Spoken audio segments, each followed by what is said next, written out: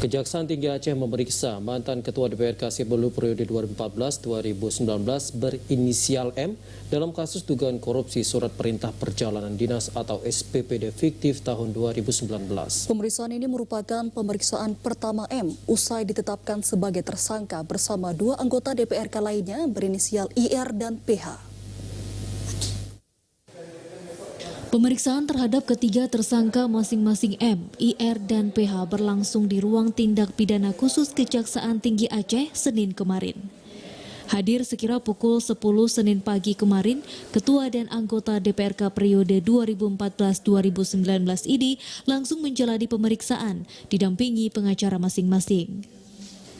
Menurut Kasipenkum Kejaksaan Tinggi Aceh, pemeriksaan ketiganya merupakan pemeriksaan pertama usai ditetapkan tersangka dalam kasus yang merugikan negara sebesar 2,8 miliar rupiah tersebut.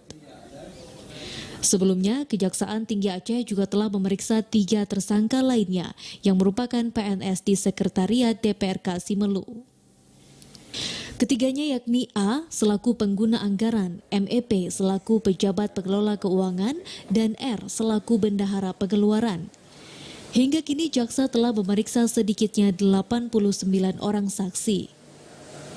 Terhadap perkara ini sudah ada 89 orang saksi yang telah diperiksa dan mudah-mudahan hari ini telah ke puncaknya yaitu pemeriksaan 3 orang tersangka. Setelah pemeriksaan 3 orang tersangka ini, kita akan melaksanakan pemeriksaan menjadi saksi mahkota. Artinya, yang tersangka ini akan menjadi saksi kepada tersangka yang lainnya, karena ini saling berkaitan satu sama lain.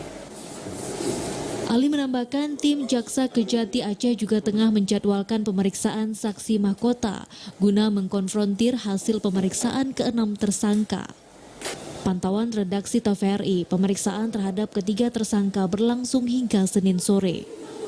Usai pemeriksaan, ketiganya langsung meninggalkan kantor Kejaksaan Tinggi Aceh. Jaksa tidak menahan ketiganya karena dinilai kooperatif memenuhi panggilan untuk diperiksa. Dari Aceh Besar, Arman Konadi, TVRI melaporkan.